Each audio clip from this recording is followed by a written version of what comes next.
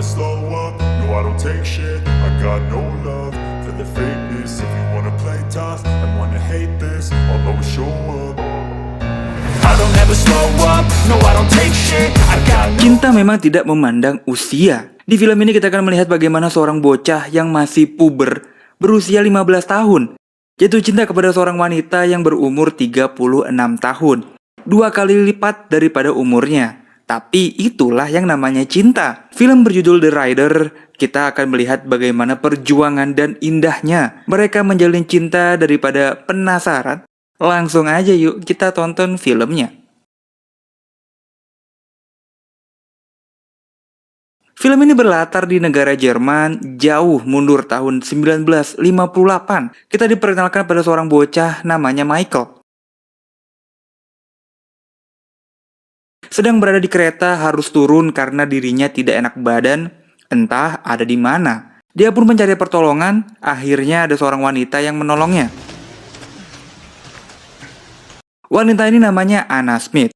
Anna bekerja sebagai kondektur kereta api. Michael pun dirawat sampai akhirnya ia kembali pulang.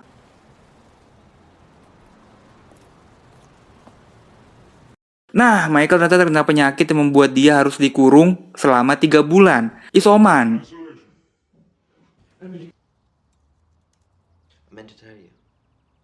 Singkat cerita 3 bulan berlalu, Michael telah sehat dan ingin membalas kebaikannya Anna. Ia pun datang ke rumahnya dengan membawa setangkai bunga sebagai tanda terima kasih. Tapi Anna ternyata sangat cuek pada Michael. Sementara Michael diam-diam malah jatuh hati pada Anna yang memang masih memiliki badan cantik dan sangat menggairahkan.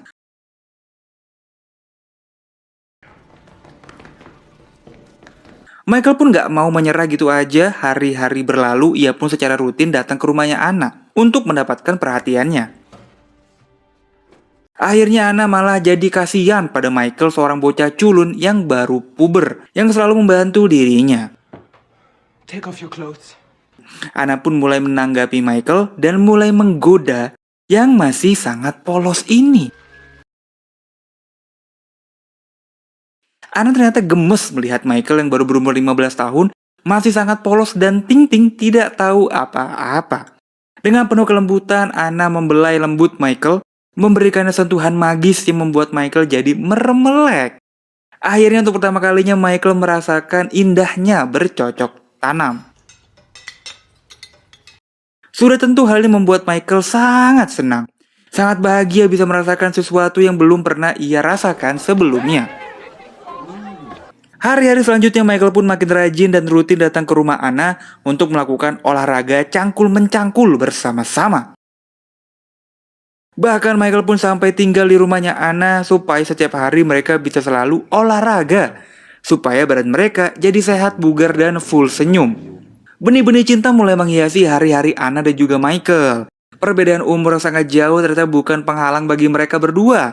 Besarnya rasa cinta dan kuatnya genjotan Michael telah membuat Anna jadi sangat nyaman menjalin hubungan bersamanya.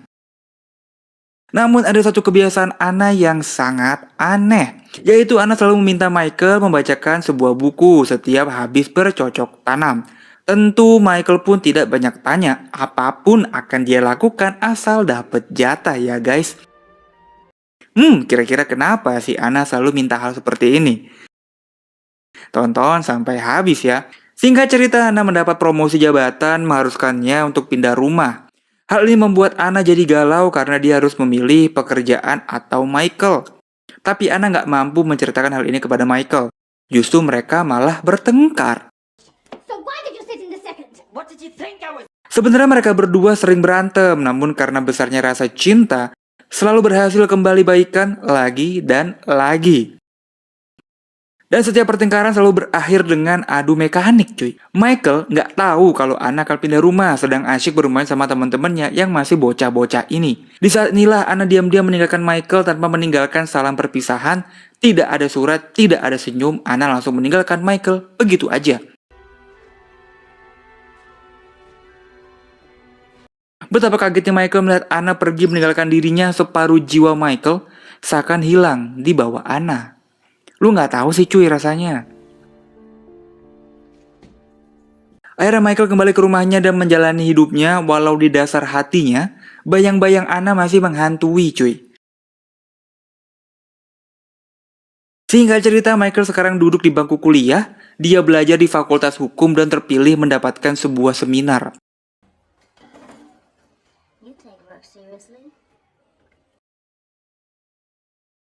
Di mana Michael bersama beberapa mahasiswa lain akan ikut mengamati sebuah persidangan.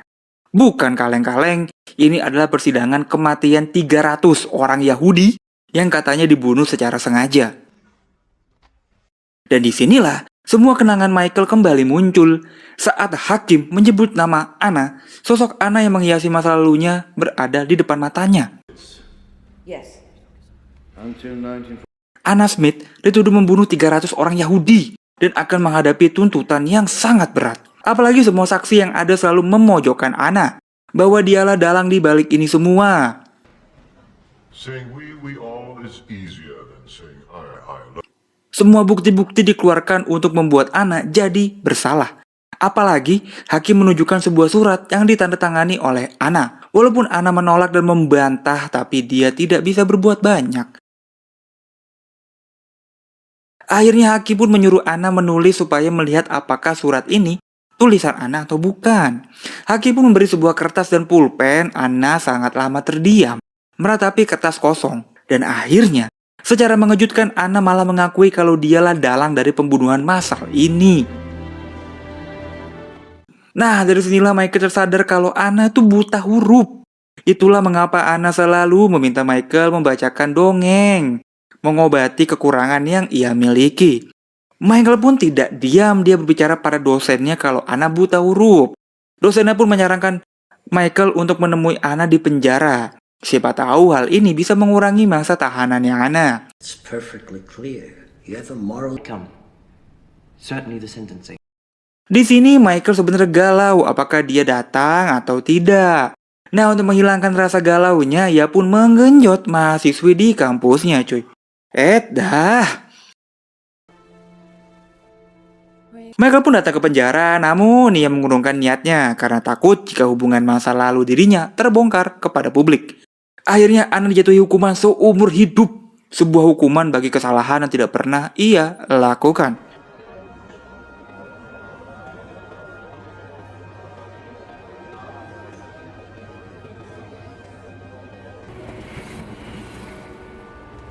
Singkat cerita, Michael pun sudah menikah dan dikaruniai seorang putri.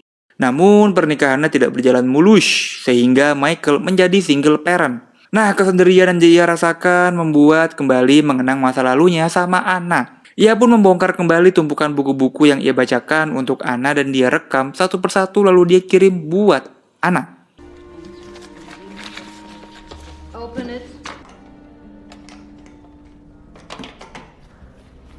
Anna yang sekarang sudah berkeriput sangat senang bisa mendengar suara Michael setelah sekian lama.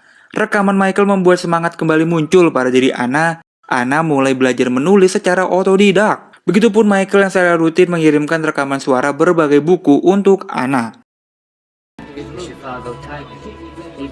Sampai pada akhirnya, Anna bisa membaca dan menulis. Ia pun menuliskan surat pertamanya untuk Michael. Tentu Michael terkaget-kaget membaca surat dari Anna. Tapi Michael tidak membalas suratnya Anna. Walaupun Michael tetap secara rutin mengirim rekaman demi rekaman untuk Anna. Anna pun juga secara rutin mengirim surat demi surat walaupun Michael tidak pernah membalasnya.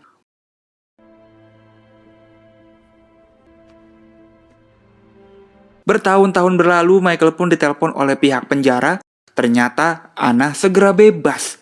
Karena kelakuan baik selama ditahan, Anna mendapat pengurangan masa tahanan, cuy. Michael menjadi satu-satunya orang yang masih berhubungan dengan Anna. Then Hannah has no future at all. Michael pun datang menjenguk Anna seminggu sebelum ia bebas.